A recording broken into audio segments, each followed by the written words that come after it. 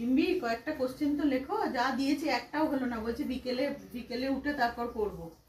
তাহলে বিকেলে উঠেই খেতে দেবো। বিকেলে কেউ খায়? তাহলে বিকেলে কেউ এরকম কোশ্চেন গুলো, এখনকার কোশ্চেন বিকেলে কেউ করে? কি হবে করলে? সকাল থেকে তো পড়েছি কতক্ষণ। সকাল থেকে পড়ছিস না? রিম্বির এমন অবস্থা, রিম্বির শিরে সংক্রান্তি, অন্যান্য সাবজেক্ট গুলো নিয়ে রিম্বির কোনো টেনশন নেই, কিন্তু যখনই বাংলা পরীক্ষা আসে তখন রিম্বির খুব চিন্তা হয়।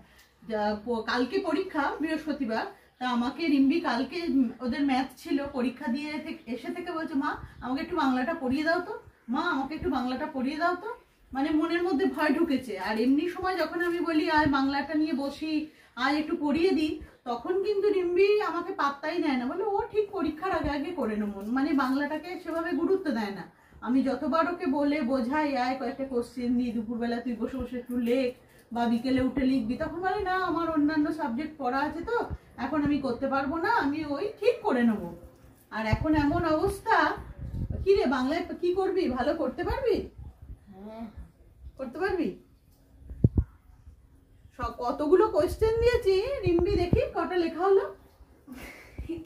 লিখে দিচ্ছি, দাঁড়া এখন কেন এত কোশ্চেন গুলো দেখা। না না না, কত কোশ্চেন দিয়েছি, কিচ্ছু লেখা হয়নি। অনেক গ্রামারে মানে বাংলা ব্যাকরণের কোশ্চেন দিয়েছি, ও একটা কিচ্ছু লেখেনি সকাল থেকে। আর আমি রান্না বান্না সকালে আজকে খুব একটা বেশি কিছু করিনি, ভেবেছিলাম ওকে বাংলাটা নিয়ে বসবো। আমি বসলে কি হবে, যাকে নিয়ে বসছি সে তার একটা কলমও এগুচ্ছে না।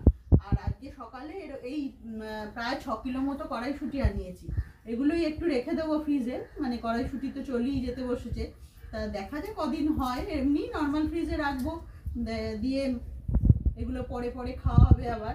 তো সেই আমি ছাড়াচ্ছি, যখনই সময় পাচ্ছি তো টুকটাক করে ছাড়িয়ে নিচ্ছি। এদিকে রিম্বিরও মানে কাজ এগুচ্ছে না, এদিকে রিম্বির কাজ এগুচ্ছে না, কিন্তু আমার কাজ ঠিক এগিয়ে যাচ্ছে।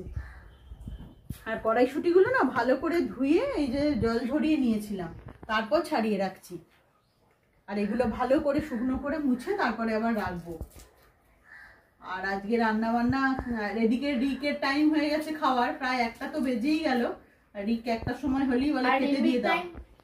তুই আজকে খেতে পাবি না তো, স্নান করে উঠেই রিক বলে খেতে দিয়ে দাও। ও দেখলাম পুজো টুজো সব হয়ে শাঁখ টাক বাজানো হয়ে গেছে, মানে এবার আর কি খেতে দিয়ে দাও। চলো তোমাদেরকেও দেখিয়ে দিই আজকে কি রান্না বান্না করেছি। রিম্বি তুই কিন্তু খেতে পাবি না আজকে, কোশ্চেন গুলো কিছুটা হলেও লেখ। দেখি কি কোশ্চেন কতগুলো দিয়েছি দেখা, অল্পই তো এগুলো দিয়েছি। আর আগের পাতায় একটা কিচ্ছু লেখেনি। আরে মানে আমি এই পাতাতে লিখছি, আমি এই পাতাতে ভর্তি হয়ে গেছে, অর্ধেক ভর্তি হয়ে। আর এই যে এখানেও কড়াইশুঁটি গুলো এনেছে, বললামই তো এগুলো ভালো করে ধুয়ে জল ঝরিয়ে রেখেছি, যখনই সময় পাবো ছাড়াবো। আর আজকে রান্না বান্না হয়েছে, এখানে এই যে উচ্ছে আলু সেদ্ধ, নুন তেল সব দিয়ে রেখেছি, যেটা মেখে নেব। আর এখানে সকালবেলা করেছিলাম ফুলকপি, কড়াইশুঁটি, গাজর, এগুলো সব একটু ভাজা টিফিনের সময়, তো সেটাই রয়ে গেছে। আর এখানে আছে ওই মাছেরই, রুই মাছেরই একটু কোপ্তা মতো বানিয়ে দিয়েছি, কারণ রিক তো ট্যাংরা মাছ খাবে না, তো আজকে ট্যাংরা মাছ হয়েছে আমাদের। এই যে ট্যাংরা মাছের ঝাল করেছি। আর এখানে হয়েছে মুগের ডাল। তো আজকের এই মেনু। আর এখানে আছে লেবু কাটা, পাতি লেবু কেটে রেখে দিয়েছি, এবার খেতে দিয়ে দেবো। উচ্ছে আলু সেদ্ধটা মেখে নেবো, তারপর খেতে দিয়ে দেবো।